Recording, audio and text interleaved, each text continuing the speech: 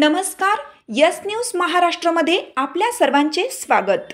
कवटेमहांकाळमध्ये Republican सेना शिवसेना युतीचा निर्धार, आता सत्ता आमचीच। कवटेमहांकाळ जिल्हा सांगली येथे आगामी जिल्हा परिषद व पंचायत समिती निवडणुकीच्या पार्श्वभूमीवर रिपब्लिकन सेना व शिवसेना शिंदे गट युतीत एकत्र येऊन सर्व जागा ताकदीने लढवण्याचा निर्धार रिपब्लिकन सेनेच्या पदाधिकाऱ्यांनी केला आहे। या महत्त्वपूर्ण निर्णयासाठी कवटेमहांकाळ येथे झालेल्या जिल्हास्तरीय विस्तारित बैठकीत उत्साहाचे वातावरण पाहायला मिळाले। बैठकीच्या अध्यक्षस्थानी रिपब्लिकन सेनेचे सांगली जिल्हाध्यक्ष डॉक्टर शंकरदादा माने हे होते। त्यांच्या प्रमुख उपस्थितीत ही सभा संपन्न झाली। यावेळी महिला जिल्हाध्यक्ष उज्ज्वला धोत्रे, युवक जिल्हाध्यक्ष संतोष वानखडे विशेष उपस्थित होते। बैठकीला वाळवा तालुका अध्यक्ष संदीप धुमाळ, खानापूर तालुका अध्यक्ष अनिल चौधरी तसेच इरळी ग्रामपंचायतीच्या सरपंच संजना आठवले यांची उपस्थिती लाभली। जिल्हा पातळीवरील पदाधिकारी जालिंदर आनंदा मोहिते जिल्हा उपाध्यक्ष, अरुण भरत धेंडे जिल्हा उपाध्यक्ष, अमर आनंदा माने जिल्हा उपाध्यक्ष, अमोल विलास कांबळे जिल्हा महासचिव, सुभाष ईश्वर कांबळे जिल्हा संघटक, शैलेंद्र तुकाराम येवळे जिल्हा संघटक, प्रीती विलास दबडे महिला जिल्हा महासचिव, तालुका अध्यक्ष महेंद्र भास्कर कांबळे मिरज तालुका अध्यक्ष, गौतम उत्तम कांबळे कवटेमहांकाळ तालुका अध्यक्ष, संतोष मधुकर रोकडे तासगाव तालुका अध्यक्ष, प्रज्ञा सिद्धार्थ गायकवाड शिराळा महिला तालुका अध्यक्ष, संदीप धुमाळ वाळवा तालुका अध्यक्ष, अनिल चौधरी खानापूर तालुका अध्यक्ष, तालुका पातळीवरील इतर पदाधिकारी संजय यल्लाप्पा सनदी कवटेमहांकाळ तालुका संघटक, सुभाष इरान्ना मराठे कवटेमहांकाळ तालुका उपाध्यक्ष, अशोक तुकाराम काटे वाळवा तालुका उपाध्यक्ष, मिलिंद बाळासाहेब माने वाळवा तालुका महासचिव, आकाशवाणी बबन काटे मिरज महिला तालुका अध्यक्ष। बैठकीच्या शेवटी निर्णय घेण्यात आला की लवकरच सांगली जिल्हा स्तरावर एक भव्य एकत्रित सभा आयोजित करून युतीचे अधिकृत रणध्वज फडकवण्यात येणार आहे। या बैठकीने सांगली जिल्ह्यातील राजकीय समीकरणांना नवे वळण मिळाले असून शिवसेना रिपब्लिकन सेनेच्या या एकत्रित लढाईकडे सर्वांचे लक्ष लागले आहे।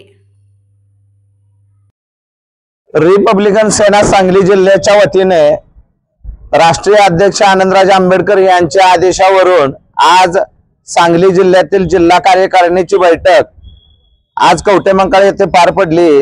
या मीटिंग संदर्भात खऱ्या अर्थाने परवा मुंबईमध्ये आनंदराज आंबेडकर साहेबांच्या बरोबर बैठक झाल्यानंतर येणाऱ्या जिल्हा परिषद आणि पंचायत समितीच्या इलेक्शनच्या संदर्भात पदाधिकाऱ्यांच्या निवडी करण्याचे आदेश राष्ट्रीय अध्यक्ष आनंदराज आंबेडकर यांनी दिले होते।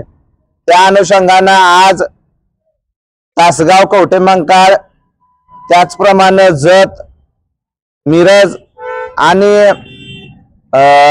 वाळवा इस्लामपूर या ठिकाणच्या निवडी करण्यात आलेल्या आहेत। त्यामध्ये जिल्हा कार्यकारिणीची पण काही पद भरली गेलेली आहेत।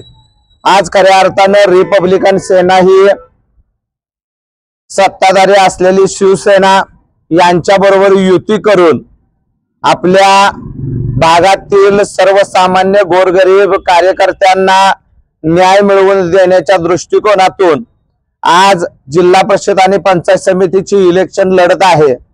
खऱ्या अर्थाने मला सांगायचं आहे की आजपर्यंत आंबेडकरी समाज हा सत्तेपासून वंचित राहिलेला आहे। तो समाज आता सत्ताधारी बनणार आहे अशी स्वप्न आज समाजांना आनंदराज आंबेडकरांच्या रूपामधनं बघण्यास काही हरकत नाही। कारण आजपर्यंत रस्त्यावर उतरणारा न्याय आणि हक्क मागणारा, न्याय आणि हक्क मिळवून देणारा सर्व समाजाला समाज कुठला असेल तर तो आंबेडकरी समाज आहे। आणि त्या आंबेडकरी समाजाला आजपर्यंत इथल्या मनुवादी लोकांनी सत्तेपासून दूर ठेवलेला आहे। ही सत्ता मिळवून घेण्याच्या दृष्टिकोनातून एक राजकीय युती शिवसेना आणि रिपब्लिकन सेना महाराष्ट्रामध्ये स्थानिक स्वराज्य संस्थेमध्ये झालेली आहे। त्याच्या अनुषंगाने कवटेमहांकाळ आणि सांगली जिल्ह्यातील सर्व जिल्हा परिषद आणि पंचायत समिती या दोन पक्षांच्या युतीमधून लढल्या जाणार आहेत।